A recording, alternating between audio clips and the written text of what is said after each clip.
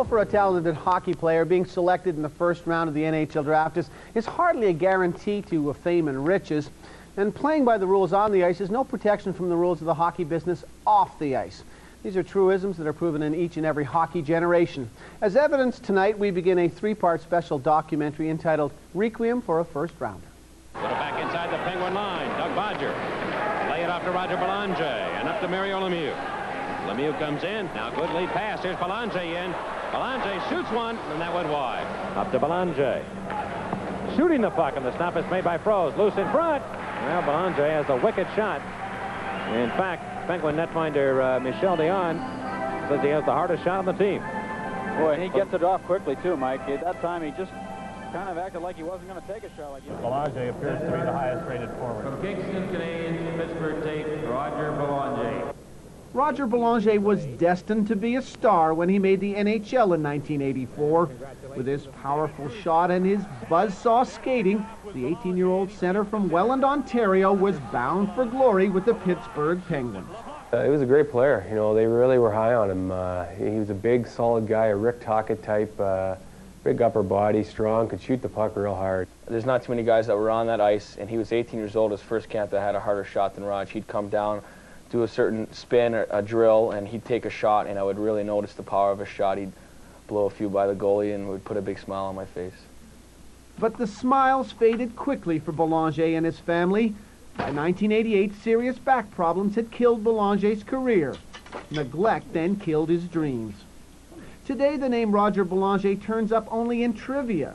Who did the Pittsburgh Penguins draft in the first round along with Mario Lemieux and Doug Bodger in 1984?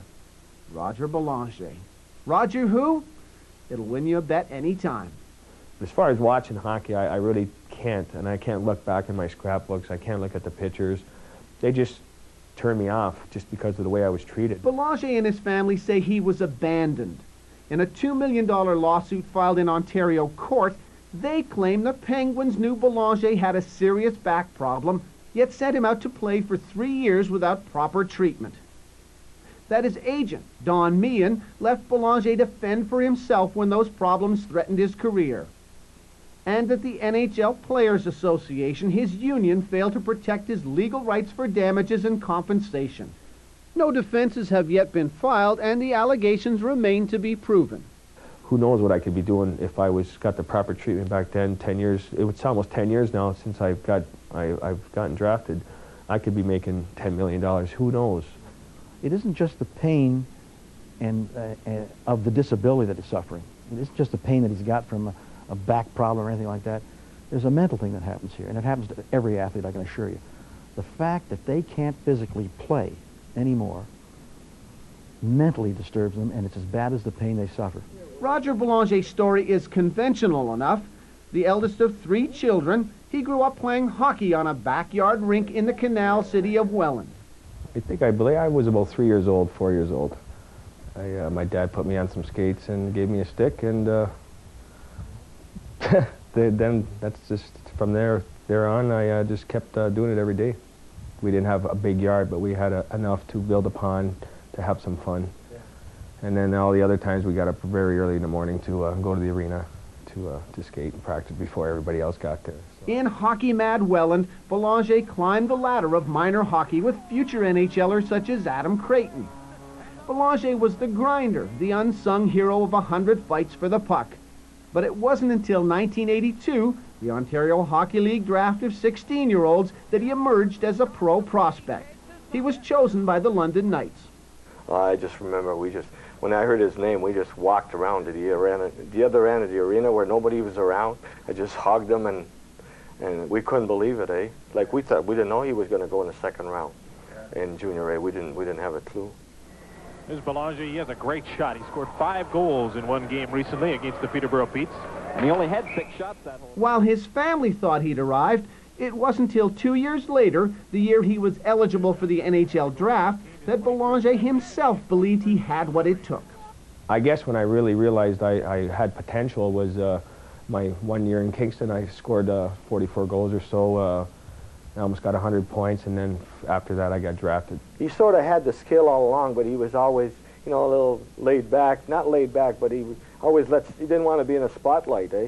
And Kingston, Ken Slater, he was the general manager there. He brought it out of him. Belanger's big year in Kingston impressed the NHL scouts. He was rated in the top 12 prospects for the 1984 draft by the Hockey News. He also impressed Toronto lawyer Don Meehan of Newport Sports Management, a fledgling agent who went on to represent Belanger and dozens of other top NHLers. I was new and he was new, and we kind of hit it off, communicating with each other on the phone and just meeting on a one-to-one basis, so I felt comfortable with him. Pittsburgh, le premier choix de Pittsburgh, numéro 66, Mario Lemieux. The 1984 NHL draft is best remembered as the Mario Lemieux draft. The greatest prospect since Wayne Gretzky, Lemieux balked at being drafted #1 overall by the sad sack Penguins, who just finished the worst season in their franchise history. Pittsburgh's financial picture was even more precarious. While Lemieux refused to wear the Pittsburgh jersey that June day in the Montreal Forum, Belanger and defenseman Doug Bodger, the other first-round pick of the Penguins, were only too happy to don the black and gold.